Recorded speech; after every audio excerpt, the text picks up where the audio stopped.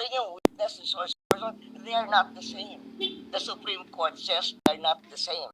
And somebody who appears to be the accused has a different tier of protection from the witness. And the invited guests and resource persons. Thank you, Your Honor. To all the resource persons invited, kindly stand up and raise your right hand, please. Representatives and resource persons from the Office of the Vice President, COA, and DBM po. Thank you, ma'am. Mr. Chair, Yes, the Honorable Vice. you sent a letter to the Office of the Vice President. You attached a copy of the rules Okay. in aid of legislation. Yes po. Yes, sir. Nakalagay po doon na witnesses lang po ang ino-oath. Sabi niyo po ngayon sa amin, resource persons kami. Ang ano po, considered as resource person po. Ang ano po. Kayo po. Kaya nga po. Yes po. Lahat po ino-oath po. Yes. Apo. Nakalagay po sa rules ninyo, witnesses. Nakalagay po dito ngayon sa table, resource persons. Lahat po considered as resource person and witness. Lahat po naman kayo, lahat resource person pa eh. Wala pa naman po tayong tinatawag na lahat po considered as resource person pa lang po. Right. Opo. Ang nasa rules ninyo, witnesses lang po ang nag-o-oath. Wala po kayong rules sa resource persons.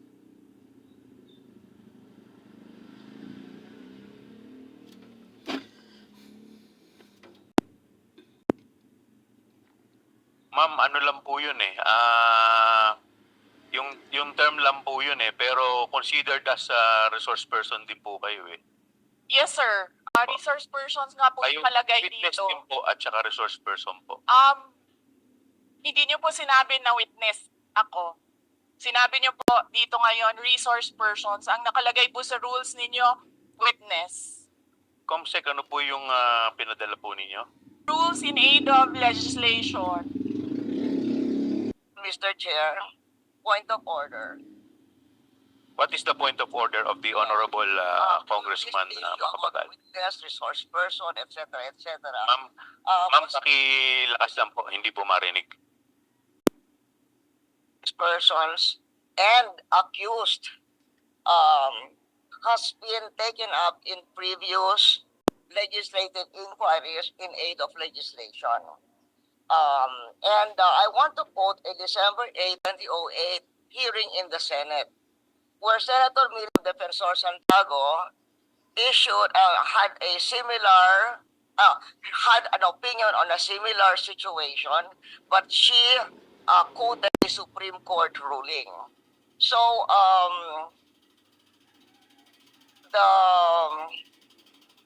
the Constitution provides that no person shall be compelled to be a witness against himself. The Supreme Court has repeatedly emphasized that there is a difference between a mere witness and the accused. And it can appear from statements and privileged speeches that there is that a person who is the subject matter of an adverse privileged speech is not a mere witness or a mere person of interest, meaning a suspect. She is in fact accused of what seems to be a criminal case for violation of certain criminal laws, including malversation of public funds. And there is a case quoted in 2007, Standard Chartered Bank versus the Committee on Banks, where the court repeated the rule that an accused occupies a different tier of protection from an ordinary witness. So, where the court said, Supreme Court said, whereas an ordinary witness may be compelled to take the witness stand and claim the privilege at each question requiring an incriminating answer is shot at him, an accused may altogether refuse to take the witness stand and refuse to answer any or all questions. So that has been a supreme. And then there is a portion, the court explained that the right of the accused against self-incrimination also applies to respondents in administrative investigations such as legislative inquiries in aid of legislation. This is the point of order I'm raising, and there is a Supreme Court ruling to this effect. Thank you, Mr. With that, the chair declares 1 minute suspension. Recess. May I be clarified if the tenor of your point of inquiry is referring to the sub judice case?